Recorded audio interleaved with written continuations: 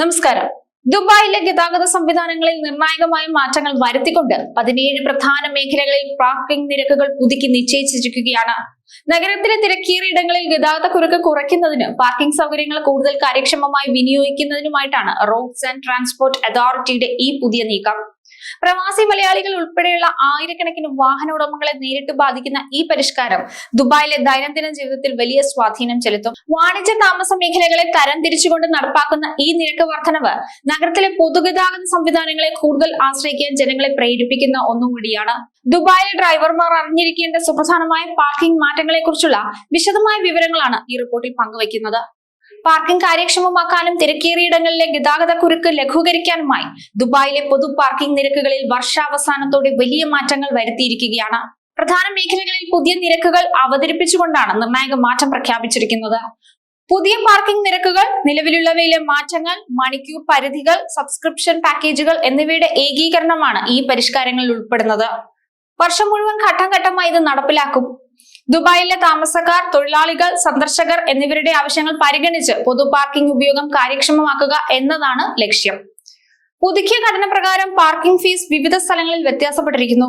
ചിലയിടങ്ങളിൽ 30 മിനിറ്റിനോ 1 മണിക്കൂറിനോ കുറഞ്ഞത് 2 ദിർഹം മുതൽ മറ്റു ചിലയിടങ്ങളിൽ 24 മണിക്കൂറിന് പരമാവധി 36 ദിർഹം വരെയായിരുന്നു നിരക്ക്.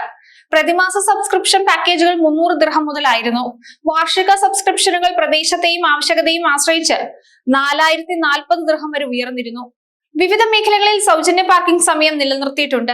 ഞായറാഴ്ചകളിലും ഔദ്യോഗിക പൊതു അവധി ദിവസങ്ങളിലും ഇത് ബാധകമാണ്. പള്ളികൾക്ക് ചുറ്റുമുള്ള പാർക്കിംഗ് സ്ഥലങ്ങളിൽ നമസ്കാര സമയങ്ങളിൽ വിശ്വാസികൾക്ക് പ്രത്യേക സൗജന്യ സമയവും അനുവദിച്ചിട്ടുണ്ട് എന്നതൊരു പ്രത്യേകതയാണ്. സോൺ ഓഫ് പുതിയ നിരക്കുകൾ ഏർപ്പെടുത്തിയ പ്രദേശങ്ങളിൽ ഒന്നാണ്.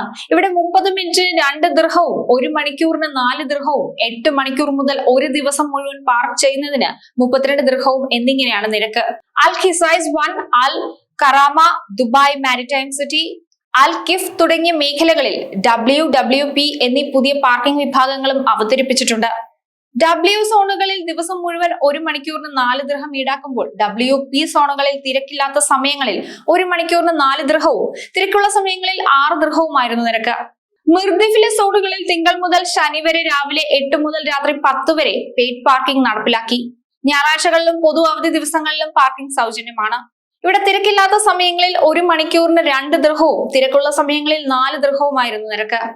ദുബായിൽ കഴിയുന്ന ഇന്ത്യക്കാർ, പ്രത്യേകിച്ച് മലയാളികൾ നിർബന്ധമായും അറിഞ്ഞിരിക്കേണ്ട മാറ്റമാണ് ഈ വർഷം അവസാനത്തോടെ ഉണ്ടായിരിക്കുന്നത്. ഇവിടെ ധാരാളം മലയാളികൾ പെയ്ഡ് പാർക്കിംഗ് സംവിധാനം കാര്യമായി ആശ്രയിക്കുന്നുണ്ട്. പുതിയ നിരക്കുകൾ അറിയാനും അതിനനുസരിച്ച് മാറ്റങ്ങൾ വരുത്താനും അവർ ശ്രദ്ധിക്കേണ്ടതുണ്ട്. വർദ്ധിച്ചു വരുന്ന ജനസംഖ്യയും വാഹന തിരക്കും അനുസൃതമായി നഗരത്തെ കൂടുതൽ സ്മാർട്ട് ആക്കാനുള്ള ദുബായ് സർക്കാരിന്റെ ശ്രമങ്ങളുടെ ഭാഗമായിട്ടാണ് ഈ നിരക്ക് പരിഷ്കാരം. പാർക്കിംഗ് സോണുകൾ തിരിച്ചറിയുന്നതിലും കൃത്യമായ ഫീസ് അടയ്ക്കുന്നതിലും ഡ്രൈവർമാർ കൂടുതൽ ജാഗ്രത പാലിക്കണം.